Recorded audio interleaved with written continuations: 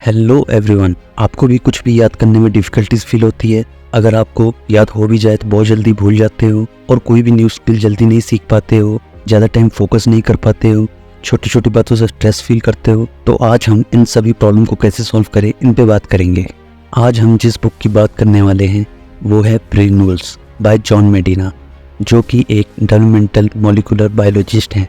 उन्होंने इस बुक में 11 ऐसे रूल्स की बात की है जिनको जान के आप अपनी मेमोरी को बूस्ट कर सकते हैं, अपनी लर्निंग स्किल को इम्प्रूव कर सकते हैं और आपका फोकस भी पहले से काफ़ी इंक्रीज हो जाएगा।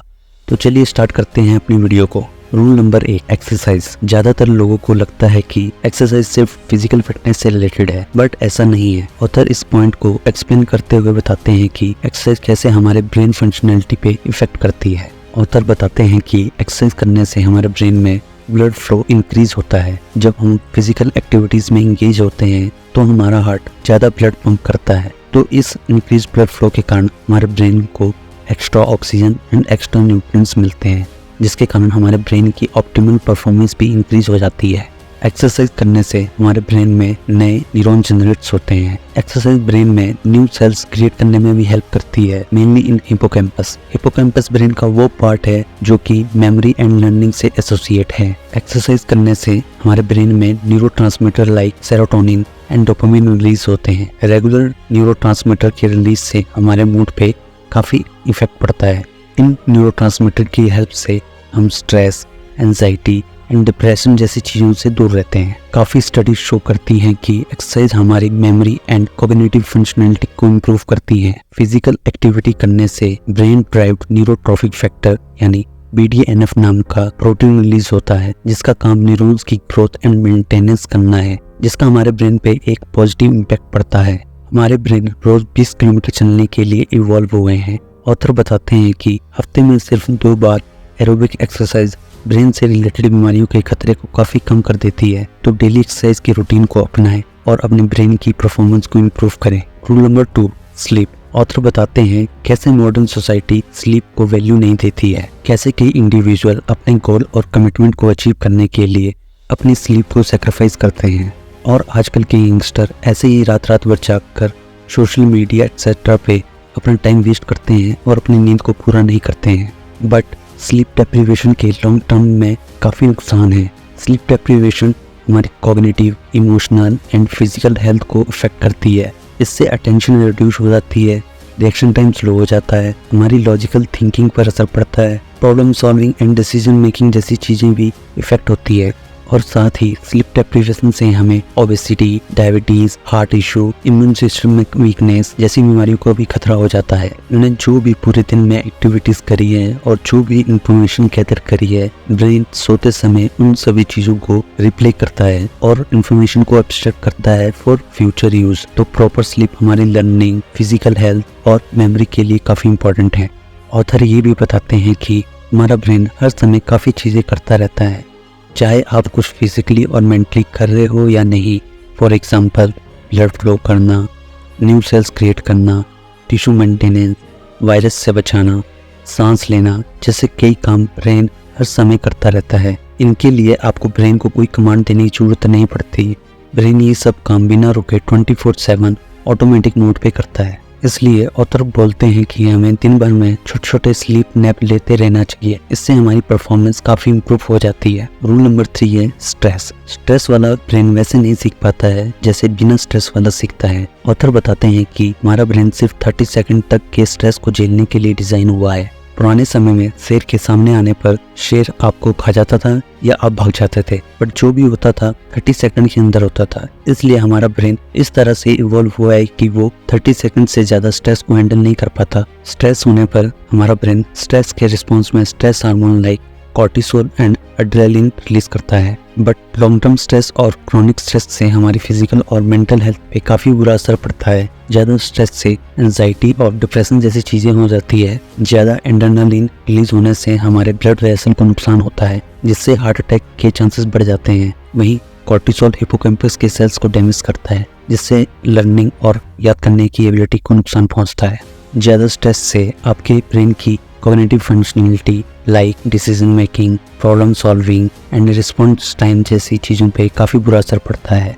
स्ट्रेस से आपकी लर्निंग कैपेबिलिटी और मेमोरी पे भी काफ़ी असर पड़ता है। अगर बॉडी में BDNF ज़्यादा प्रोड्यूस हो तो वह कॉर्टिसोल के इफेक्ट को कम कर देता है। इसलिए स्ट्रेस को दूर करने के लिए फिजिकल एक्टिविटीज़ को ऐड करा जाता है जिससे BDNF ज़्यादा प्रोड्यूस हो और आपका मूड ठीक रहे। इसलिए रेगुलर एक्सरसाइज करें, प्रॉपर स्लीप लें और अपने आसपास के एनवायरनमेंट को स्ट्रेस फ्री बनाएं।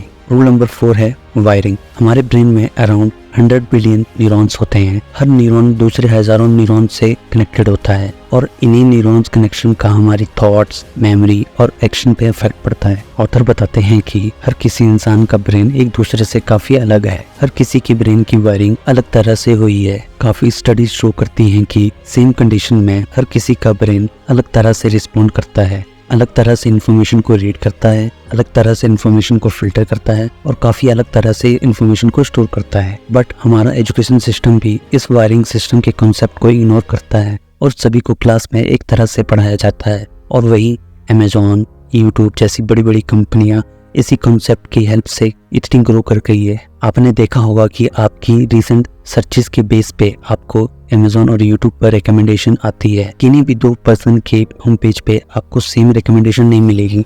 ऑथर इस वायरिंग कॉन्सेप्ट में ये भी समझाते हैं कि कैसे हमारी डेली लाइफ रूटीन हमारे ब्रेन की वायरिंग को इवॉल्व करती है। ऑथर बताते हैं कि अगर आप डेली लाइफ रूटीन में फिजिकल और मेंटल एक्सरसाइजेस को ऐड करते हैं तो लॉन्ग रन में ये चीज़ें आपको काफ़ी हेल्प करती है। इससे आपके ब्रेन की कॉग्निटिव फंक्शनैलिटी इंप्रूव होती है और न्यूरोडिजेनरेटिव डिसीजेज से भी आपको बचाती है। Rule number 5 attention. इस रूल में ऑथर हमारे ब्रेन की लिमिटेड कैपेसिटी टू फोकस और अटेंशन के बारे में बताते हैं। ऑथर इस मिथ को भी डिबंक करते हैं कि हमारा अटेंशन स्पैन शॉर्ट है और साथ ही वो ये भी बताते हैं कि अटेंशन स्पैन वेरी करता है according to situation and content. पर अटेंशन बनाए रखना भी एक चैलेंजिंग टास्क है। पहले हमें ये समझना जरूरी है कि हमारा ब्रेन मल्टीटास्किंग के लिए नहीं बना। तो जब आप कोई भी काम करें अपना फोकस उसी काम पे लगाएं। जैसे अगर आप स्टडी कर रहे हैं तो आप टीवी, सोशल मीडिया जैसी चीज़ों से दूर रहे, आप एक जगह ही फोकस करें। मल्टीटास्किंग हमारे फोकस को डिक्रीज करता है और एरर के चांस को इंक्रीज करता है। हमारा ब्रेन बोरिंग चीज़ों पे ध्यान नहीं देता है। फॉर एग्जांपल, जब आप मूवीज़ देखते हैं या गेम्स खेलते हैं तो आपका ब्रेन उसमें बहुत ज़्यादा इंटरेस्ट लेता है। ऐसा इसलिए क्योंकि उसमें हर समय कुछ इंटरेस्टिंग हो रहा है। मूवीज में एक स्टोरी चल रही है, गेम्स में हर वक्त कुछ ना कुछ नया हो रहा है, इसलिए ब्रेन उसमें इंटरेस्ट लेता है और आपका फोकस भी ब्रेक नहीं होता है। अगर आप एक स्टूडेंट हो, बिजनेसमैन हो या कोई और काम करते हो, आपको यह एक चीज जोड़नी होगी। आपको अपनी स्टडी या काम को इंटरेस्टिंग बनाना होगा जिससे आपका फोकस बना रहे और आप प्रोडक्टिव रिजल्ट दे पाए। Rule number 6 memory. ऑथर बताते हैं कि हमारे ब्रेन मेमोरी 2 पार्ट्स में डिवाइडेड है, शॉर्ट टर्म मेमोरी और लॉन्ग टर्म मेमोरी। जैसा कि नाम से ही क्लियर है, शॉर्ट टर्म मेमोरी, इसमें information short period of time के लिए रहती है, फिर ब्रेन उसे भुला देता है।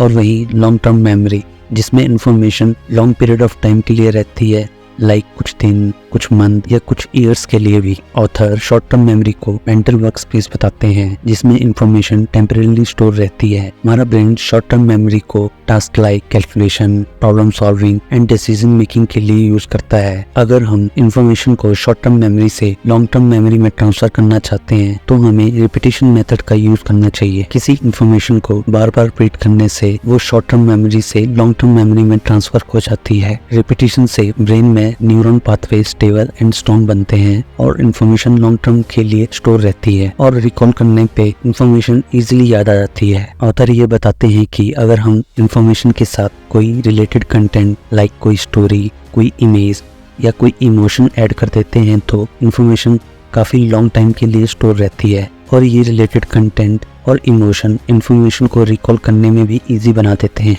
Rule number 7 sensory integration. Author बोलते हैं कि लर्निंग में मल्टीपल सेंसरी इंटीग्रेशन से इंफॉर्मेशन ज़्यादा मीनिंगफुल और स्ट्रांगली हमारे ब्रेन में स्टोर रहती है। आपको स्टडी के टाइम वर्ड्स के साथ साथ इमेजेस, वीडियो, ऑडियो और एनिमेशन जैसी चीज़ों का यूज करना चाहिए। वेरियस सेंसरी इनपुट की वजह से इंफॉर्मेशन इंटरेस्टिंग और मीनिंगफुल बन जाती है और हमें इसे याद रखने में आसानी मिलती है। रूल नंबर 8 विजन इसमें ऑथर बताते हैं कैसे विजन हमारे दूसरी सभी सेंसेस को बीट कर देती है। ऐसा इसलिए क्योंकि रफली half of the human brain resources visual information को प्रोसेस करने के लिए यूज होते हैं। फॉर एग्जाम्पल, अगर मैं आपको एक एप्पल के बारे में सोचने के लिए बोलूं तो आपके मन में एक एप्पल की इमेज आएगी, ना कि एप्पल वर्ड। ऐसा इसलिए है क्योंकि ह्यूमन के पास फोटोग्राफिक मेमोरी है, हमें चीजें इमेजेस के रूप में याद रहती है। आपने देखा होगा, आपने कोई मूवी सालों पहले देखी हो मगर वो आपको अभी भी याद होगी, बट कुछ मंथ पहले आपने एक न्यूज़पेपर या मैगजीन में क्या पढ़ा था वो आपको याद नहीं होगा। तो कुछ भी न्यू लर्न करते समय अपने स्टडी मटेरियल में इमेजेस, डायग्राम, वीडियो जैसी चीजों को ऐड करें। इससे चीजें आपको लंबे समय तक याद रहेगी और आप कम समय में ज्यादा सीख पाएंगे। Rule number 9, music. हम म्यूजिक बनाने और सुनने से भी स्मार्ट बन सकते हैं। केस स्टडीज बताती हैं कि म्यूजिकल ट्रेनिंग लोगों की reading ability, math, emotional intelligence और लैंग्वेज प्रोसेसिंग को इम्प्रूव कर सकती है। म्यूजिक सुनना हमारी वोकैबुलरी, सेंसरी मोटर स्किल और वर्किंग मेमोरी को इम्प्रूव कर सकता है और ये बेनिफिट्स अलग अलग एज ग्रुप्स में भी देखने को मिलते हैं। ऐसा इसलिए होता है क्योंकि म्यूजिक भी हमारे अंदर इमोशनल अराउजल को बढ़ाता है, जिससे हमें अपनी कई अलग अलग स्किल्स में टेम्परेरी बूस्ट मिल जाता है। Rule number 10, gender. मेल्स और फीमेल्स का ब्रेन एक दूसरे से काफी अलग होता है और मेल और फीमेल सेम सिचुएशन में डिफरेंट तरीके से रिस्पॉन्स करते हैं। कई रिसर्चेस में देखा गया कि स्ट्रेस के टाइम लड़कों का राइट हेमिस्फीयर का एमिग्डाला एक्टिव होता है, जो उन्हें सिचुएशन को आउटलाइन करके उसे समझने में आसान बनाता है, जबकि लड़कियों में स्ट्रेस के टाइम लेफ्ट हेमिस्फीयर का एमिग्डाला एक्टिव होता है, जो उन्हें सिचुएशन की डिटेल समझने के काबिल बनाता है। ऐसे ही काफी केस स्टडीज करके रिसर्चर्स को पता लगा कि फीमेल्स मेल से ज्यादा डिप्रेस्ड होती है और नर्वस हो जाती है, और प्यूबर्टी के टाइम फीमेल्स काफी एंजाइटी फील करती है, वहीं मेल्स प्यूबर्टी के टाइम एंटी सोशल हो जाते हैं। मेल्स और फीमेल्स का इमोशंस को हैंडल करने का तरीका भी एक दूसरे से काफी अलग होता है। Rule number 11, exploration. हम पावरफुल और नेचुरल एक्सप्लोरर हैं, मींस हमारा ब्रेन एक्सप्लोर करने के लिए बना है। ये एक्सप्लोर करने की एबिलिटी हमें बचपन से होती है। आपने देखा होगा, अगर हम किसी बच्चे को कोई टॉय या ऑब्जेक्ट दे तो वो उसे पलटता है, कानों मुंह में डालता है या उसे तोड़ के देखता है ताकि वो उसकी प्रॉपर्टीज जान पाए और कुछ नया सीख पाए। ह्यूमंस एक नेचुरली क्यूरियस बीइंग है, तो हमें हमेशा कुछ ना कुछ न्यू ट्राई करते रहना चाहिए, बिकॉज इससे हमारे ब्रेन में न्यू न्यूरॉन्स बनते रहते हैं और कुछ न्यू एक्सप्लोर करने से हमारे ब्रेन में डोपामिन रिलीज होते हैं, जिससे हमें अच्छा फील होता है। अगर आपको ये बुक समरी अच्छी लगी और आप इस बुक को खरीद कर पढ़ना चाहते हैं तो लिंक डिस्क्रिप्शन में है, आप लिंक पे क्लिक करके इस बुक को बाय भी कर सकते हैं। अगर आपको ये वीडियो अच्छी लगी तो लाइक करें, कमेंट करें और इस वीडियो को शेयर करें और चैनल को सब्सक्राइब कर लें, बेल आइकन को हिट करें ताकि फ्यूचर में आपको और भी ऐसी इंपॉर्टेंट वीडियो की नोटिफिकेशन मिलती रहे।